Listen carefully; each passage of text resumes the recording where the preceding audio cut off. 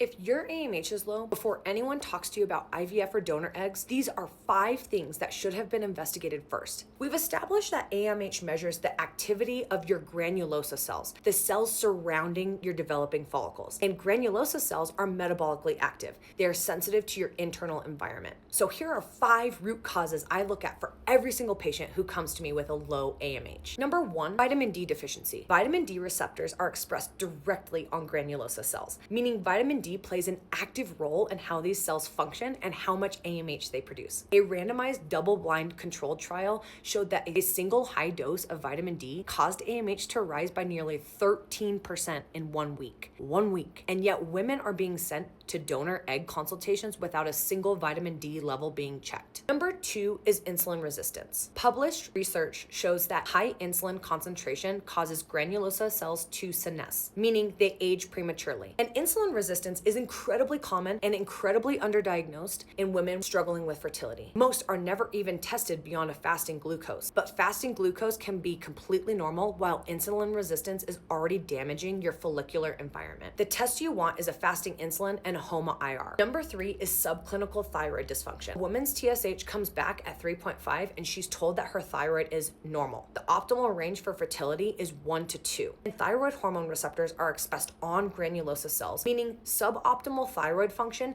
directly impairs the cells producing your AMH. Number 4 is chronic inflammation. Your follicular environment is exquisitely sensitive to inflammatory signals. Gut dysbiosis, autoimmune activity, food sensitivities, chronic infections, all of these create systemic inflammation that reaches your ovaries. Inflamed granulosa cells don't function optimally. They don't produce AMH optimally. And the eggs they're supposed to be nurturing don't develop in an optimal environment. Number 5, mitochondrial dysfunction. Granulosa cells are among the most energy demanding in all of the female body. They require massive amounts of ATP, cellular energy, to support the follicular development. When mitochondrial function is impaired through oxidative stress, nutrient deficiencies, environmental toxin exposure, granulosa cells cannot produce the energy they need. AMH production drops and egg quality suffers. This is why CoQ10, a mitochondrial support nutrient, has research supporting protective effects on ovarian reserve because it's feeding the very cells responsible for AMH production. These 5 root causes are not rare. They're common, measurable, and in most cases correctable. In my clinical practice, when I address the root causes systematically, I have seen women go from 0.2 to 1.0 within 12 weeks. More importantly, I see them get pregnant naturally without IVF, without donor eggs, because the number was never the problem. The cellular environment driving the number was the problem. Follow along because next video, I'm going to give you the actual before and after numbers from published research.